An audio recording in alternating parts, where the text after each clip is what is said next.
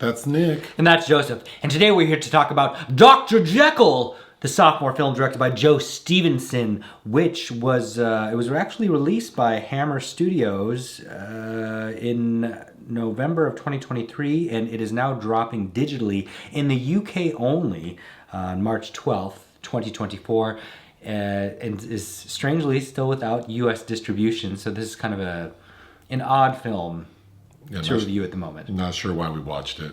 Do you know this director's other film? Chicken from 2015. I do not. I know why we watched it. We watched it for Eddie Izzard. Sure.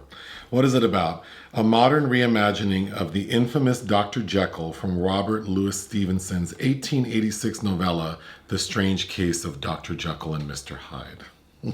What's your pull quote? Although the inspired casting of Eddie Izzard suggests a formidable reimagining of Stevenson's classic, this subpar version is a missed opportunity on every level. Yep. Mine. I'm not sure what this was supposed to be, but Eddie's hair looked nice. I thought this movie was terrible. Yeah, it's just... Sorry. In fact, they're doing themselves a disservice by calling it Dr. Jekyll. Yeah. They should have just changed the name if they didn't have the budget to do what they really wanted to do or whatever. But it's just kind of mind-boggling what a waste it is. The story is that Eddie Izzard plays... We get a montage in the beginning of like newspaper headlines, and we're told Eddie is a trans CEO accused of abuse. Mm-hmm. So her name is Nina Jekyll, mm-hmm. and she's the CEO of a pharmaceutical company, and it looks like she's had to resign for bad behavior. So she's just living in this castle in the countryside and requires an assistant because she's saying that she walks with a cane, although she looks in great shape. Uh-huh. And we're told that she needs help like with dispensing her medication. She's on a lot of different pills. She needs someone to bring her prepared delivered foods, and that's about it. Uh-huh. And so who gets this job? A kid named Rob, mm-hmm. played by Scott Chambers. What's Rob's backstory? He's unemployed. His name is actually Robert L. Stevenson. That's right. Yeah. He's unemployed. I think it's safe to say he's dumb. Oh, he's pretty stupid, yeah. He has a criminal past. I believe he's on parole. Might have had drug addiction issues. Yep. Mm-hmm. And his newborn, child, Ari, is in the hospital suffering from leukemia. And because of his criminal past and his baby mama drama, he can't see the kid. But we also learned that the mom is a crackhead criminal. So I don't know how... Maeve. Because she even says one word from me and you'll never see your kid again. And I'm confused how you see your own kid. Yeah. But whatever. So Rob's brother, who knows Rob is struggling, is like, oh, well, I found a job for you I think you'd be perfect for. And I already submitted you for it. So you just have to go interview. So we see Rob go to this castle, and Nina Jekyll, Eddie Izzard, has an assistant played by... Sandra, played by the great Lindsay Duncan. Who I'm sure is a fine actress, but this role I just thought was so grating. We've reviewed several things with her, including an early role of hers in The Reflecting Skin. Oh. She's always played a kind of a weirdo. But she reluctantly hires Rob, and we find out it's because she doesn't know that Nina is up to no good. Well, Nina or... Rachel. I feel like it's stupid to even distinguish them because within the film, I couldn't tell which was Nina. There is no difference in how they behave or look. There's a cigarette used that is a catalyst. We need to get more into it. But to finish the story, the bulk of this movie that is under 90 minutes is just Rob and Nina running around this castle doing random things. Nina is kind of mean to him sometimes. The assistant, Lindsay. Sandra, played by Lindsay Duncan. She vanishes one day, and we can presume that Nina disposed of her, or Rachel. Rachel Hyde. Mm-hmm. So why is Rob there? Why did this super smart, we're told on 3 occasions that Nina used to be a medical doctor. So why did this very successful CEO hire this dum-dum to be her assistant when it seems like she doesn't really need anyone to do these things? It's because she wants to transfer her her conscious mind into another body. Uh-huh. And that body's going to be Rob's. And how is she going to do that? Because we never see a lab or any science happening. You already alluded to this, but she smokes like, how would you describe it? The devil's lettuce? Like a cigarette that glows blue? It's a rolled cigarette that I thought was green. But Oh, green. Yeah.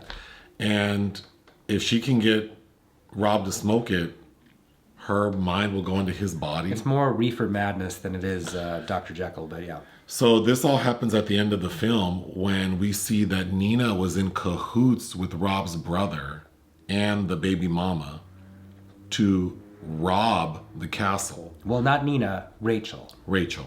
And these two, Rob's brother and his baby mama, they think that they're just going to come up on some riches. But Rachel / Nina's plan was to lure them in, kill them, and then tell Rob, I'll give you everything I have. I'll sign over my property, money, my business if you let me use your body.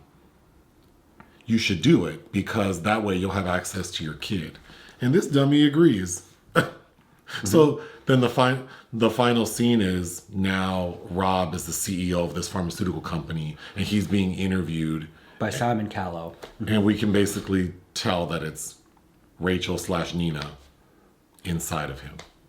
This movie served no purpose. No. It really doesn't make sense. I don't get if there are any kind of subtext. I don't think there are. I'm going to quote God to be real again, but it feels like the card in the deck of cards that has no purpose. It's just like, it's not even the Joker. It's just that blank card. A filler card, yeah. Yeah, I don't understand. You already said, why would you call it Dr. Jekyll? And then we have the titular character not turning into something else. Not being particularly violent or devilish or lascivious until the end when she kills 3 people. But yeah, this felt so random. Well, there is no transformation, which is so weird because when the transference of her spirit goes into Rob's body, we do get a transformation montage for him. Well, let's continue in that path. So Eddie Izzard is trans, and I think also goes by Susie Izzard. But I thought, okay, so we have this trans actor / comedian in this movie. The opening, like as the credits are rolling, we're told that she's trans. We get it again when we get a flashback to Nina's grandfather, who was the one who developed the science to transition with the little reefer madness. But then when we go back to see Nina as a kid, we see a little girl. Yes. So when did Nina transition? So then I'm thinking, okay, if this is supposed to be commentary on like transgender people, then it would... I'm so confused. Why even bring it up if we're not going to show that? This story has nothing to do with her being trans, but then I think Which is fine. It's fine, but it's a missed opportunity to do something fun because immediately I thought of that movie we watched. Dr. Jekyll and Ms. Hyde. With, yes. Tim Daly and Sean Young, which is very dated and not very well done. I could totally see Eddie Izzard remaking that and making it funny and modern. But you could make that very subversive. Yes. But as in, she's Nina Jekyll, but then when the Hyde personality comes out, it's kind of forcing her into her dead name or something really interesting. But, or maybe Dr. Jekyll is male, but then when he transitions, they are female, and maybe that's how the character realizes that they're trans. I don't know. I just don't understand what the point of this is because it's not horrific. It's not funny. No. In fact, watching it made me, and Hammer Studios has a very rich legacy of kind of hacky, silly, campy properties, but there was always usually a mood or a tone or at the very least a story or a through line in a lot of them, not all of them. But all of that is absent here. To me, watching this felt it should have been more like a riff on old biddy horror than Dr. Jekyll, Mr. Hyde. Which I think Eddie Izzard would be so amazing in. Yeah. Yeah, because she looks great on screen. Like she's fun to watch and of course is just a funny just like everything about her feels like she's going to do something devilish and fun. Imagine Eddie in a remake of Lady in a Cage. Yeah. Oh my god. Yeah. There are so many Dr. Jekyll and Mr. Hyde movies. Of course, one of the best ones is the 1931 version, which Frederick March won his Oscar for. And there's a more sanitized 1940s version with Spencer Tracy and Ingrid Bergman and Lana Turner, I believe. But there's all kinds of weird perspectives of this story. Tony Perkins basically did this in Edge of Sanity. The Nutty Professor is a Dr. Jekyll and Mr. Hyde story. Yeah. Even Mary Riley with Julia Roberts as the maid of Dr. Jekyll is more interesting. I think I was really hoping this would have a feel to that Valerian Borovchik film, Dr. Jekyll and Miss Osborne from 1981 with Udo Kier, but no such luck.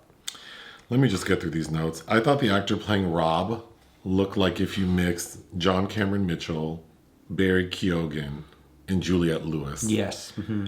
He's really interesting looking. And I supplied that Juliette Lewis note. You did. Okay. Immediately we know something's not right because I don't understand why they made Rob a dummy. I feel like he just should have been someone who's gotten into some legal trouble and needs to get a job, and so he's kind of desperate. But then they make him a moron. So then when we see what his duties will be with Nina at the castle, that also seems frivolous. Well, yes, and the parameters of his desperation should have been better constructed. It's just like you have to have a job to see your kid who's dying of lymphoma. Like, come on, leukemia. It just doesn't make sense, and I think the script is bad. The story makes no sense. But even immediately he walks into this mansion trailing Lindsay Duncan, and there's paintings, and it's a portrait of depicting the metamorphosis from Kafka, and she's like, "Do you like Kafka?" He's like, "Oh, I don't know anything about drawings." Like, okay. And then Eddie Izzard's asking about his daughter, and he goes, "Oh, her name's Ari." And Nina Jekyll goes, "Oh, like Ariadne from Greek mythology." He's like, "No, Ariana Grande." Okay. The first task Nina has Rob do is to check all the sensors and the cameras and change some security code. So I was expecting that the first night, because we find out that Rob has to be like a live-in assistant. So wouldn't you think like the first scene at night's going to be that, Nina Jekyll's creeping around the house or something weird is happening? Nope. We don't even get a nighttime scene until the end when the people break in. Yep. Mm-hmm. What was I almost think that this movie maybe ran out of money, and so they just put together what they had. There's so much and the whole thing with Maeve, his ex, the mother of his baby, she runs into him in this grocery store, and there's this really awkward scene where all of the products have been turned around so you can't see the labels. That was my next note. That scene was so crunchy for a number of reasons. The product labeling being turned around, but also the fact that his baby mama, like the first thing out of her mouth is, "We want to rob this person you're working for." Yes. Everyone knows you work for her, and we know she has stuff. Even though it's made clear to the audience that Rob is not allowed to tell anyone about this. He has to sign an NDA. We don't see anyone else in this house but Nina and Lindsay. Who is making this food? Is he warming up the food? That's not clear to me. I don't know. Somebody made those eggs that Eddie Izzard doesn't want to eat at the beginning, and it wasn't Lindsay Duncan. You commented that, because then I was expecting, is Nina, when she goes to her alter ego Rachel, she's gonna try to seduce Rob, and at a point we think she is, because she tells him, "Oh, meet me tonight," which sounded so weird, like he lives here now, he will be here tonight. But she says, "Meet me tonight," and I forget the way she worded it, but it was something like, the beginning of no, that's not it. She says something like, "You're going to see what everything's all about." And then you said, she's trying to be seduciary. I like that word. It's not a real word. It's not a word, but no. It's a Fantasia Barrino and got to be real word. Yeah. No, she's just, that night when she wants to meet Rob, she just wants to have a few drinks, and they're just talking. Like, okay. Which supposedly is a problem for him because he has substance abuse issues, and then she sends him into town to the pub to get more booze, and then he gets beat up by Maeve and his brother, although we don't realize it at the time. I did think that scene was kind of cool because there was a song, that's the beginning of the end song that I was referencing. I thought that scene was okay. Sure. I guess. when Nina reveals her plan to Rob, it's basically that she wants him to kill her. But Rachel, her alter ego's trying to stop that because she knows that she wants to move into another body.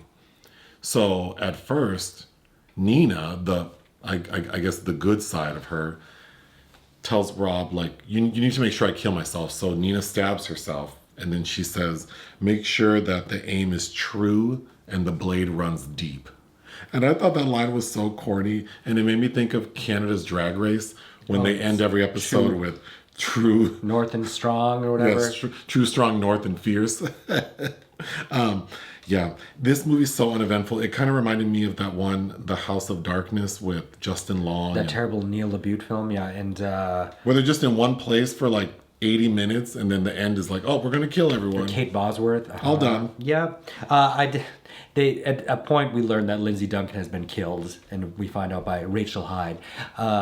And Rob discovers Lindsay's phone because he's been calling it, and his name comes up as Criminal Boy. She saved him as Criminal Boy. That was funny. I thought when Nina shoots her bird, well, I guess it's Rachel who shoots. Nina has like a pet parrot, I think. Yeah, named Charles. I thought that was kind of funny. I think Eddie's very striking looking, but she reminded me of like some aging Italian actress, kind of like Anita Ekberg in her later years. Lastly, I just can't emphasize enough how, like, why did we make this character a medical doctor, which we referenced 3 times? She runs a pharmaceutical company, and then we don't ever see the science behind this transition. And it's represented by a green glowing cigarette. And why does she want this young, stupid man to be the receptacle? Couldn't she find anybody else? Well, or couldn't that be commentary on her being trans? Like, why did you choose, like, a young man? There's just no... It doesn't have to be about trans, but the movie made it about trans when you start off by saying she's trans. So why? And why her choose a boy? And not... why didn't she kill the pretty girl, the baby mama? Yeah, I don't know. Like, what are your desires or wishes, ma'am? Like, what is the point? And why now? Why right now do you have to do this? I don't know. Well, all it makes me want to do is watch one of Eddie's stand-up comedy specials to cleanse my palate. Dressed to Kill is my favorite. What would you give Dr. Jekyll? A 1. Yeah, this was terrible. I would give it 1 out of 5. Join us on Patreon and listen to our podcast. Bye.